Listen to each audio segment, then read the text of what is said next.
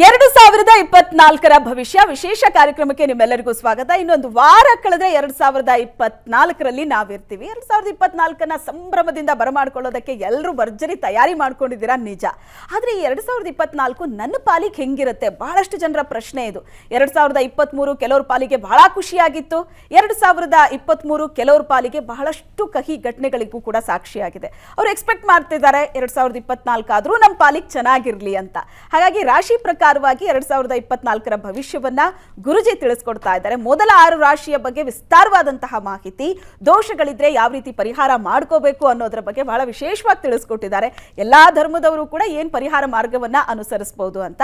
ಈಗ ಇನ್ನುಳಿದ 6 ರಾಶಿಯನ್ನ ನೋಡೋದಾದ್ರೆ ಗುರುಜಿ, ತುಲಾ ರಾಶಿಯಿಂದ ಯಾವ ರೀತಿ ಇದೆ 2024ರ ಭವಿಷ್ಯ? ಸುಸ್ತಾಯಿತು ಅಂದ್ರಿ ಅನ್ಕೊಂಡು ಒಂದ್ ಸ್ವಲ್ಪ ನಾನು ಮಾತಾಡಿದೆ. ಏನ್ ತಮಾಷೆ ಅಂದ್ರೆ ವೀಕ್ಷಕರೇ, ತಮ್ಮೆಲ್ಲರಿಗೂ ಏನು ಕನ್ಯಾ ರಾಶಿಯಿಂದ ವೃಶ್ಚಿಕಕ್ಕೆ ಹೊಟ್ಟೋದ್ರೆ ಏನ್ಕೊಂಡ್ರೆ ಖಂಡಿತ ಇಲ್ಲ. ಏನು ಅಂದರೆ ತುಲಾ ರಾಶಿಯನ್ನು ಆಮೇಲೆ ಹೇಳೋಣ, ಅಪ್ಪನ ಮೊದಲು ತಮಗೆ ಆಮೇಲೆ ಅಮ್ಮನ ಮೊದಲು ಅಂತ ಯಾವ್ದಾರ ಚೇಂಜ್ ಮಾಡ್ಕೊಳ್ಳೋ ಪ್ರಶ್ನೆ ಇಲ್ಲ. ನಿಮಗೆ ಬೇಕಾಗಿರತಕ್ಕಂಥ ಪರಿಹಾರ ವೃಶ್ಚಿಕ ರಾಶಿಗೆ ಏನು ಹೇಳಿದೆ, ವೃಶ್ಚಿಕನೇ ಕನ್ಫ್ಯೂಸ್ ಇದ್ದು ತುಲಾಗೆ ವೃಶ್ಚಿಕಾಗಿ ಏನು ಹೇಳಿಲ್ಲ.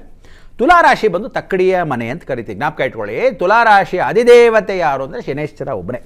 ಸೊ ಶನೇಶ್ವರನಿಗೆ ಬಿರ್ತಕ್ಕಂಥದ್ದು ಜ್ಞಾಪಕ ಇಟ್ಕೊಳ್ಳಿ. ಕೆಟ್ಟ ಗುಣಗಳು ಅನುಗ್ರಹಪೂರ್ವಕವಾಗಿರ್ತಕ್ಕಂಥದ್ದು ಏನು ಅಂದರೆ ಶನೇಶ್ವರನಿಗೆ ಕಾಲು ನೋವುಗಳು ಜಾಸ್ತಿ, ಸೊಂಟದ ನೋವುಗಳು ಜಾಸ್ತಿ, ಕತ್ತಿನ ಭಾಗ ಜಾಸ್ತಿ. ಅಂದರೆ ಏನು ಅಂದರೆ ಮಲ್ಕೊಳ್ಳುವಾಗ ದಿಂಬುಗಳು ಹುಷಾರು, ಸೊಂಟದ ಭಾಗ ಜಾಸ್ತಿ. ಕೆಲಸ ಮಾಡೋರು ನಿಂತ್ಕೊಂಡು ಮಾಡೋರೇ ಜಾಸ್ತಿ ಇರ್ತಾರೆ, ಮೆಕ್ಯಾನಿಕಲ್ ಕೆಲಸ ಮಾಡ್ತಿರ್ತಾರೆ, ಆಫೀಸಲ್ಲಿ ಕೆಲಸ ಮಾಡ್ತಿರ್ತಾರೆ, ಪಾಪ ಶ್ವೇತಂತರ ಆ್ಯಂಕರಿಂಗ್ ಕೆಲಸ ಮಾಡ್ತಿರ್ತಾರೆ, ನಿಂತ್ಕೊಂಡು ಮಾಡೋರು ಇರ್ತಾರೆ.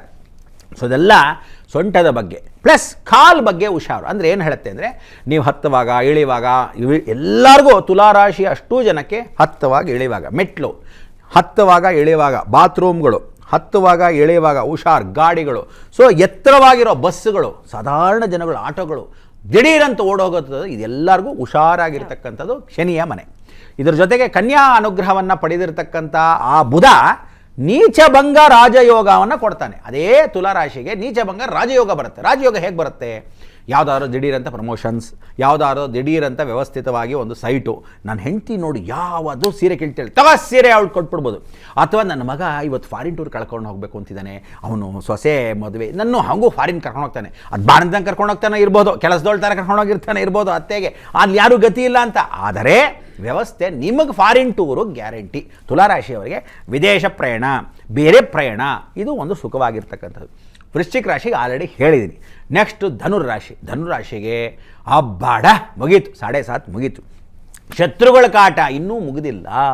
ನಿಮಗೆ 7.5 ಮುಗಿದ್ರು ಶತ್ರುಗಳ ಕಾಟ ಮುಗಿದಿಲ್ಲ. ಸೊ ಅದರಿಂದ ನಿಮಗೇನು ಮಾಡಬೇಕು, ಶತ್ರು ಧ್ವಂಸಕ್ಕೆ ನರಸಿಂಹ ಸ್ಮರಣೆಯನ್ನು ಮಾಡ್ಕೋಬೇಕು, ಭಾಳ ಚೆನ್ನಾಗಿ ಇಂಪಾರ್ಟೆಂಟು. ಪ್ಲಸ್ ನರಸಿಂಹನ ಜೊತೆಗೆ ನೀವುಗಳು ಶತ್ರು ಕಾಟ ಇರೋದರಿಂದ ಪ್ರಾರ್ಥನೆ ಮಾಡೋದು ನರಸಿಂಹನ ಜೊತೆಗೆ ನಿಮಗೆ ಒಳ್ಳೆಯದಾಗಿರ್ತಕ್ಕಂಥ ಕೆಟ್ಟದ್ದು ಏನೇನು ಅಕಸ್ಮಾತ್ ಏನು ಅಂದರೆ ಬೇಕು ಅಂತ ಕೆಲವರು ತಂತ್ರ ಮಂತ್ರ ಮಾಟ ಮಂತ್ರ ಎಲ್ಲರೂ ಮಾಡಿಸೋರು ಜಾಸ್ತಿ ಆಗ್ಬಿಡ್ತಾರೆ.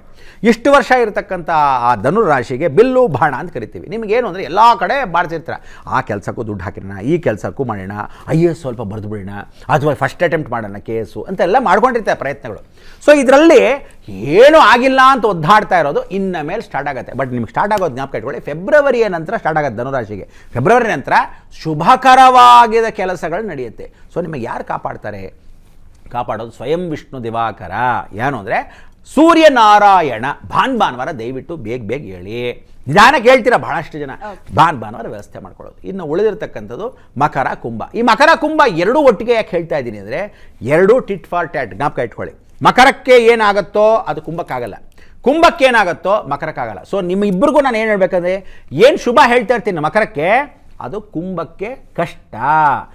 ಏನು ಕುಂಭಕ್ಕೆ ಅಕಸ್ಮಾತ್ ಶುಭ ಆಗಿದ್ದರೆ ಇವನಿಗೆ ಉಲ್ಟಾ. ಅದಕ್ಕೆ ಹೇಳ್ತಾ ಇದ್ದೀನಿ, ಏನು ಅಂದರೆ ಶನಿಯ ಮನೆ ಎರಡೂ. ಮಕರ ಬಂದು 50-50, ಭೂಮಿ ಒಳಗೆ ಅರ್ಧ ಮೇಲೆ ಮಕರ, ಜ್ಞಾಪಕ ಇಟ್ಕೊಳ್ಳಿ. ಅದಕ್ಕೆ ಭೂಮಿ ಮತ್ತು ಜಲ ಇರೋದ್ರಿಂದ. ಸೊ ನೀವೆಲ್ಲ ಏನು ಅಂದರೆ ದಯವಿಟ್ಟು ಯಾರಾದರೂ ಪ್ರಯಾಣಗಳು ಮಾಡಿದರೆ ಮಕರ ರಾಶಿಯವರು ಜ್ಞಾಪಕ ಇಟ್ಕೊಳ್ಳಿ, ಹುಷಾರ್.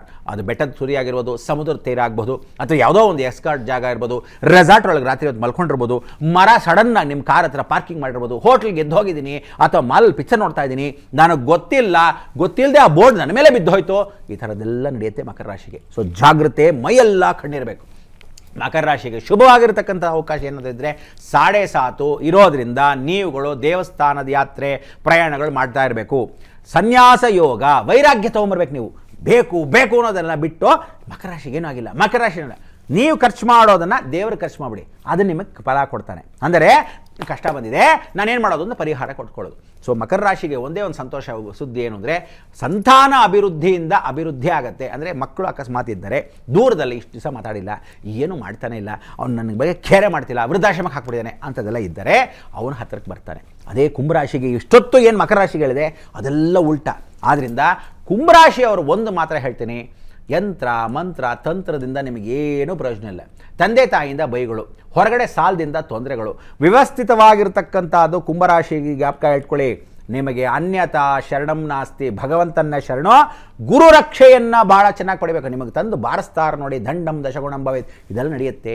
ಅದಕ್ಕೆ ಕುಂಭರಾಶಿಯವರಿಗೆ ಯಾರು ಅಂದರೆ ಭಗವಂತ ಸ್ವಯಂ. ಅಂದರೆ ಇನ್ಯಾರೂ ಸಾಧ್ಯತೆ ನಿಮಗೆ ಆಗ್ತಕ್ಕಂಥದ್ದು ಮಾಡೋದೇ ಇಲ್ಲ. ಅಂದರೆ ನೀವು ಮಾಡಬೇಕಾದ ಸ್ಮರಣೆ ಗಣಪತಿ. ಅದಕ್ಕೆ ಅಗಜಾನನ ಪದ್ಮಾರ್ಕಂ ಗಜಾನನ ಮಹರ್ನಿಶಂ ಅನೇಕದಂತಂ ಭಕ್ತಾನಂ ಏಕದಂತ ಉಪಾಸನೆ. ಗಣಪತಿ ಏನು ಮಾಡ್ತಾನೆ ಅಂದರೆ ಗಣಪತಿ ಏಕದಂತಂ, ಸೂರ್ಯ ಉಪಾಸನೆ. ನೀವೇನು ಮಾಡಬೇಕು, ಕುಂಭರಾಶಿಯವರು ಬಿಳಿ ಎಕ್ಕದ ಗಿಡ ಪ್ರದಕ್ಷಿಣೆ ಮಾಡಬೇಕು, ಲಕ್ಷ್ಮಣವಾಗಿ ನಮಸ್ಕಾರ ಮಾಡಬೇಕು, 12 ಪ್ರದಕ್ಷಿಣೆ ಮಾಡಿ 2 ಹೂ ತಂದು ಗಣಪತಿಗೆ ಇಡಬೇಕು. ಇದು ಕುಂಭರಾಶಿ ವ್ಯವಸ್ಥೆ. ಕುಂಭರಾಶಿಗೆ ಇನ್ನೊಂದು ತಮಾಷೆ ಏನು ಅಂದರೆ ಗಾಡಿ ಕೆಟ್ಟೋಗುತ್ತೆ, ಎಲ್ಲ ಟೈಟ್ ಆಗುತ್ತೆ, ದುಡ್ಡು ಟೈಟ್ ಆಗುತ್ತೆ, ಹೊರಗಡೆ ಯಾರ್ಯಾರೋ ಆಗೋದೆಲ್ಲ ಆಗದೇ ಇರೋದು, ಇದೆಲ್ಲ ನಡೀತಾ ಬರುತ್ತೆ. ಸೊ ಇದಕ್ಕೆ ಅನ್ಯಥಾ ಶರಣಂ ನಾಸ್ತಿ. ಒಂದು ಸಂತೋಷದ ವಿಚಾರ ಅಂದರೆ ಹಿರಿಯರ ಮಾತು ಕೇಳೋಕ್ಕೆ ಶುರು ಮಾಡೋಕ್ಕೆ. ಸೊ ಆ ಹಿರಿಯರು ಅಡ್ವೈಸ್ ಮಾಡೋಕ್ಕೆ ಬರ್ತಾರೆ, ಯಾರಾದರೂ ಒಬ್ಬರು ಸಪೋರ್ಟ್ ಇರ್ತಾರೆ. ಆದರೆ ಆ ಸಪೋರ್ಟ್ ಅವ್ರಿಗೇನೆ ಕುಂಭರಾಶಿ ಟೈಮ್ ಹೆಂಗಿದೆ ಅಂದರೆ ಸಪೋರ್ಟ್ ಮಾಡೋವನ್ನೇ ಕ್ಯಾಕರ್ಸ್ ಹೋಗೋದು, ಸಪೋರ್ಟ್ ಮಾಡಿದವನ್ನೇ ಅಗೇನ್ಸ್ಟ್ ಆಗೋದು, ಸಪೋರ್ಟ್ ಮಾಡಿದವನ್ನೇ ಶತ್ರುತ್ವ ಕಟ್ಟೋದು ನಡೆಯುತ್ತೆ. ಸೊ ಕುಂಭರಾಶಿಯವರು ಇದನ್ನೆಲ್ಲ ಅವಾಯ್ಡ್ ಮಾಡಿದ್ರೆ ವ್ಯವಸ್ಥೆ ಆಗುತ್ತೆ. ಮೀನ ರಾಶಿಯವ್ರು ಬಂದೇ ಬಿಟ್ವಿ. ಮೀನ ರಾಶಿ ಇರ್ತಕ್ಕಂಥವ್ರು ಯಾರಿದ್ದಾರೆ, ನೀವು ದೇವಸ್ಥಾನದ ಕ್ಷೇತ್ರಗಳ ಹತ್ರ ಇದ್ದ ಪಕ್ಷದಲ್ಲಿ, ಅಂದರೆ ಮೀನ ರಾಶಿಯವರು ತಿರುಪತಿ ಕ್ಷೇತ್ರದಲ್ಲಿ ಇರ್ತೀರಾ, ಮೀನ ರಾಶಿಯವರು ಅಕಸ್ಮಾತು ಸೌದತ್ತಿ ಎಲ್ಲಮ್ಮನ ಹತ್ರ ಇರ್ತೀರಾ, ಮೀನ ರಾಶಿಯವರು ಅಕಸ್ಮಾತು ಎಲ್ಲೋ ಗದಗ ಹತ್ರ ಇರ್ತೀರಾ, ಮೀನ ರಾಶಿಯವರು ಎತ್ತು ಯಾವುದೋ ಒಂದು ದೊಡ್ಡ ಕ್ಷೇತ್ರ ಇರ್ತೀರಾ ಹುಬ್ಳಿ ಹತ್ರ, ಅಂದರೆ ಆ ಕ್ಷೇತ್ರದ ಹತ್ರ ಇರತಕ್ಕಂಥವ್ರು ನೀವು ಪಕ್ಕದಲ್ಲಿರೋ ದೇವಸ್ಥಾನಗಳಿಗೆ ಹೋಗಿರಲ್ಲ ಮೀನ ರಾಶಿಗಳು. ಸೊ ಇದು ಗುರುಶಾಪ. ಸೊ ಮೀನ ರಾಶಿಗೆ ಒಂದೇ ಒಂದು ಗುರುಶಾಪ ಅಂದರೆ ಪಕ್ಕದಲ್ಲಿದ್ದು ಒಂದು ನಮಸ್ಕಾರ ಮಾಡಿಲ್ಲ, ಪಕ್ಕದಲ್ಲಿದ್ದು ಒಂದು ದೇವಸ್ಥಾನಗಳಿಗೆ ಹೋಗಿಲ್ಲ, ಪಕ್ಕದಲ್ಲಿರೋ ತಂದೆ ತಾಯಿ ನಾನು ಗೌರವ ಕೊಟ್ಟಿಲ್ಲ, ಇಂಥದ್ದೆಲ್ಲ ಮಾಡಿರ್ತೀರ. ಗುರುಗಳಿಗೆ ನಿಂದನೆ ಮಾಡಿರ್ತೀರ, ಹಸುಗಳನ್ನ ಹೊಡೆದಿರ್ತೀರ, ನಾಯಿನ ಜಾಡಿಸಿರ್ತೀರ, ಪಕ್ಕದಲ್ಲಿ ಬಂದವನ್ನ ಫ್ರೆಂಡನ್ನು ಕೂಡ ತಾತ್ಸಾರ ಮಾಡಿರ್ತೀರ. ಸೊ ಇದನ್ನು ನೀವು ಸರಿಪಡಿಸ್ಕೋಬೇಕು. ಸೊ ನೀವೇನು ಮಾಡ್ಬೋದು, ಎಲ್ಲಾದರೂ ಹೋಗಿ ಗುರುಕ್ಷೇತ್ರಗಳ ನಮಸ್ಕಾರ ಮಾಡೋದು, ಅಂಥದ್ದೆಲ್ಲ ಮಾಡಿಕೊಂಡ್ರೆ ಅನುಕೂಲ. ಮೀನ ರಾಶಿಯವರಿಗೆ ಒಂದು ವ್ಯವಸ್ಥೆ ಅಂದರೆ ಹೊಸದಾಗಿ ಮನೆ ಫ್ಯಾನ್ ತೊಗೋಬೋದು, ಹೊಸದಾಗಿ ಫ್ರಿಡ್ಜ್ ತೊಗೋಬೋದು, ಪುಟ್ಪುಡ್ದೆ ಹೊಸದಾಗಿ ಬರ್ಬೋದು.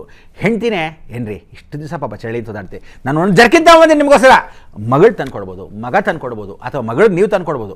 ಸೊ ಯಾರ್ಯಾರು ಮೀನ ರಾಶಿ ಇದ್ದೀರೋ ಸಣ್ಣದರಲ್ಲಿ ದೊಡ್ಡ ಸಂತೋಷವನ್ನು ಪಡಿತೀರ. ಆದರೆ ಮೀನ ರಾಶಿಯವರು ದಯವಿಟ್ಟು ಜ್ಞಾಪಕ ಇಟ್ಕೋಬೇಕು, ರಾತ್ರಿ ಪ್ರಯಾಣ ನಿಷೇಧ. ಮೀನ ರಾಶಿಯವರು ಯಾವತ್ತೂ ಜ್ಞಾಪಕ ಇಟ್ಕೊಳ್ಳಿ, ಇನ್ನು ಕರೆಕ್ಟಾಗಿ 10 ಮಂತ್ಸು 10 ತಿಂಗಳು, 1 ದಿವಸ ಅಲ್ಲ 2 ದಿವಸ ಅಲ್ಲ 10 ತಿಂಗಳು ರಾತ್ರಿ ಪ್ರಯಾಣ ನಿಷೇಧ. ನಿಮ್ಗೆ ಅಕಸ್ಮಾತ್ ಹೋಗ್ಬೇಕಾ 8 ಗಂಟೆಗೆ ಬಿಟ್ಬಿಡಿ. ರಾತ್ರಿ ಪ್ರಯಾಣ ಬೆಳಗ್ಗೆ ಬೇಗ ಅಂದರೆ ಎಲ್ಲ ಹೊರಟು ಸಾಯಂಕಾಲ 4 ಗಂಟೆಗೆ ಹಾಗೆ ಹೊರಟೋಗಿ. ಆದರೆ ರಾತ್ರಿ ಪ್ರಯಾಣ 10:30 ಬಸ್ ಇದೆ, ರಾತ್ರಿ ಲಾಸ್ಟ್ ಟ್ರೈನ್ ಇದೆ, ಬೇಕಾಗಿಲ್ಲ. ಅದು ಫ್ಲೈಟ್ ಆಗಲಿ ಟ್ರೈನ್ ಆಗಲಿ ರಾತ್ರಿ ಪ್ರಯಾಣ ನಿಷೇಧ ಮಾಡಿ. ಬೆಳಗ್ಗೆ ಅರ್ಲಿ ಮಾರ್ನಿಂಗ್ ಹೋಗಿ 4 ಗಂಟೆಗೆ ಹೋಗಿ, ಬೇಡ ಅಂದಿಲ್ಲ. ಅದನ್ನು ಅವಾಯ್ಡ್ ಮಾಡೋ ವ್ಯವಸ್ಥೆ. ಸೊ ನಿಮಗೆಲ್ಲರಿಗೂ ತುಲಾರಾಶಿ, ಧನುರ್ರಾಶಿ, ವಿಶೇಷವಾಗಿರ್ತಕ್ಕಂಥ ಮಕರ, ಕುಂಭ, ಮೀನ, ನಿಮಗೆಲ್ಲ ಏನು ಅಂದರೆ ಹಿಂದೂ ಸಂಪ್ರದಾಯದ ಪ್ರಕಾರ ಒಂದೊಂದು ಪರಿಹಾರ ಕೊಟ್ಟುಬಿಡಿ.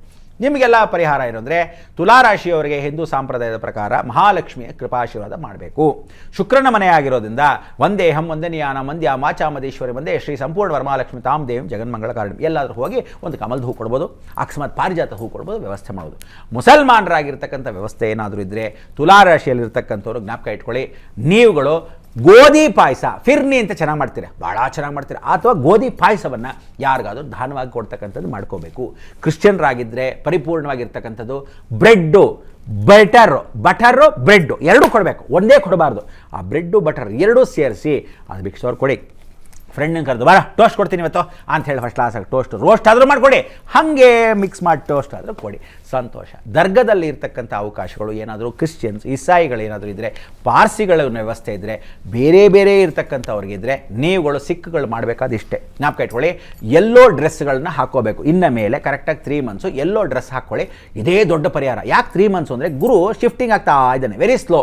ಸೊ ಈ ನೀವುಗಳು ಆಲ್ರೆಡಿ ಗುರುದ್ವಾರದಲ್ಲಿರ್ತಕ್ಕಂಥ ಗುರುನಾನಕರನ್ನು ಸ್ಮರಣೆ ಮಾಡೋದ್ರಿಂದ ಗುರು ಅನುಗ್ರಹ ಜಾಸ್ತಿ ಪಡಿಬೇಕು. ಸೊ ಇದನ್ನೆಲ್ಲ ಮಾಡಿಕೊಂಡ್ರೆ ಬಹಳ ಒಳ್ಳೆಯದು. ಧನುರಾಶಿಯಲ್ಲಿರ್ತಕ್ಕಂಥ ಹಿಂದೂ ಸಂಪ್ರದಾಯ ಸಂಪ್ರದಾಯದಲ್ಲಿ ಆಗಲೇ ಹೇಳಿದ ಹಾಗೆ ಸಂಪ್ರದಾಯ ಪ್ರಕಾರವಾಗಿ ಶ್ರೀರಾಮಚಂದ್ರ ರಾಮೇತಿ ರಮೇ ರಾಮೇ ಮನೋರಮೆ ಸಹಸ್ರನಾಮದತ್ಯುಲ್ಲಂ ಶ್ರೀರಾಮ ನಾಮ ವರಾನನೆ.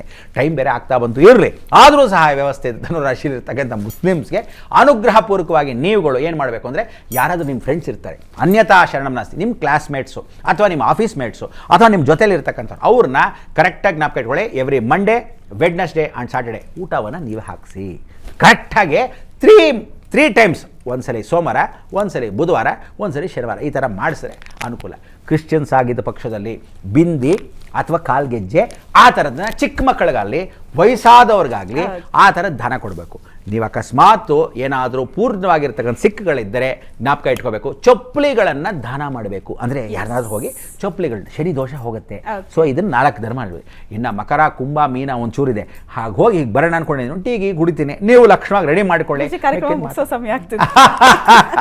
ಇದಕ್ಕೆ ನೀವೆಲ್ಲರೂ ಏನು ಅಂದರೆ, ಈ ವರ್ಷದ ವಿಶೇಷವಾಗಿರ್ತಕ್ಕಂಥ ಸಂದರ್ಭದಲ್ಲಿ ಟೈಮು ಆಗೋದೇ ಗೊತ್ತಾಗಲ್ಲ. ಸೊ ನೀವೆಲ್ಲರೂ ಪರಿಹಾರ ಪೂಕ್ತವಾಗಿರ್ತಕ್ಕಂಥವ್ರಿಗೆ ಇನ್ನು 3 ಜನಕ್ಕೆ ನಾವು ಟ್ಯೂಬಲ್ಲೋ ಮಾಡಿಕೊಂಡು ವ್ಯವಸ್ಥಿತವಾಗಿ ಹೇಳ್ಬಿಡ್ತೀನಿ, ಅದು ನಡೆಯುತ್ತೆ. ನೀವೆಲ್ಲರೂ ಏನು ಅಂದರೆ ಈ ವರ್ಷ ಜ್ಞಾಪಕ ಇಟ್ಕೊಳ್ಳಿ, ಆರೋಗ್ಯ ಪರಿಸ್ಥಿತಿ ಧೈರ್ಯವಾಗಿರಿ, ಸರ್ಕಾರದ ಬಗ್ಗೆ ತಲೆ ಕೆಡಿಸ್ಕೋಬೇಡಿ. ಕೇಂದ್ರ ಸರ್ಕಾರದಲ್ಲಿ ಮನುಷ್ಯ ಯಾರಿರ್ತಾನೋ ಅದು ಮುಂದುವರ್ಸೋಣ, ಎಲ್ಲರೂ ಅನ್ಯೋನ್ಯತೆ ಭಾವನೆಯಿಂದ ಭಾವಿಸೋಣ.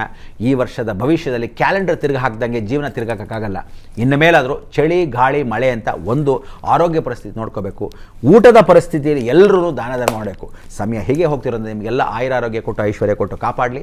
ಮನೋಕಾರಕತೆ ಬುದ್ಧಿ ಅಂತ ನಿಮ್ಮ ಮನಸ್ಸಿಗಿದ್ದಾಗೆ ಸ್ಥಿರವಾಗಿ ಜೀವನ ಮಾಡಿ. ಇಷ್ಟು ಏನು ಹೇಳಿದ್ದೀವಿ, this is not fate, it is only life guideline. ನಾನು ಗೈಡ್ ಮಾಡ್ಬೋದಷ್ಟೇ, ಇಟ್ ಈಸ್ ನಾಟ್ ಫೇಟ್. ಆದರೆ ಫೇಟು ನಿಮ್ಮ ಫೇಟ್ನ ಭಗವಂತ ಬರೆದಿರ್ತಾನೆ, ಹಣೆ ಬರನ ಅವನೇ ತಿದ್ದಲಿ ಅಂತ ಹೇಳ್ತಾ ಹೇಳಿ ನೋಡೋಣ. ಲೋಕ ಸಮಸ್ತ ಸುಖಿನೋ ಭವಂತು, ಸನ್ಮಂಗಳ ಅನಿಭವಂತು. ಎಸ್ ಗುರುಜಿ, ಇವತ್ತಿನ ಈ ವಿಶೇಷ ಕಾರ್ಯಕ್ರಮದಲ್ಲಿ ಬಹಳಷ್ಟು ವಿಚಾರವನ್ನ ನಮ್ಮ ವೀಕ್ಷಕರಿಗೆ ತಿಳಿಸ್ಕೊಟ್ಟಿದ್ದೀರಿ. 2024 ಹೇಗಿರುತ್ತೆ, ಏನ್ ಮಾಡ್ಬೇಕು, ಏನ್ ಮಾಡಬಾರ್ದು ಅನ್ನೋದ್ರ ಬಗ್ಗೆ ಕೂಡ ತಿಳಿಸಿದಿರಿ. ಧನ್ಯವಾದಗಳು ಗುರುಜಿ. ನಮಸ್ಕಾರ. ಎಸ್ ವೀಕ್ಷಕರೇ, 2024 ಇನ್ನೇನು ಒಂದು ವಾರ ಕಳೆದ್ರೆ 2024ನೇ ಇಸ್ವಿಯಲ್ಲಿ ನಾವಿರ್ತೀವಿ. ಈ ಹೊಸ ವರ್ಷ ತಮ್ಮೆಲ್ಲರಿಗೂ ಸುಖದಾಯಕವಾಗಿರ್ಲಿ. ನೀವು ಏನೇನು ಅಂದ್ಕೋತೀರೋ ಅವೆಲ್ಲವೂ ಕೂಡ ಈಡೇರ್ಲಿ, ಎಲ್ಲರಿಗೂ ಒಳ್ಳೆ ಆರೋಗ್ಯ ಲಭಿಸ್ಲಿ ಅಂತ ಕೇಳ್ಕೊತಾ ವಿಶೇಷ ಕಾರ್ಯಕ್ರಮ ಮುಗಿಸ್ತಾ ಇದ್ವಿ. ನಮಸ್ಕಾರ. ಜಯ ಆಂಜನೇಯ.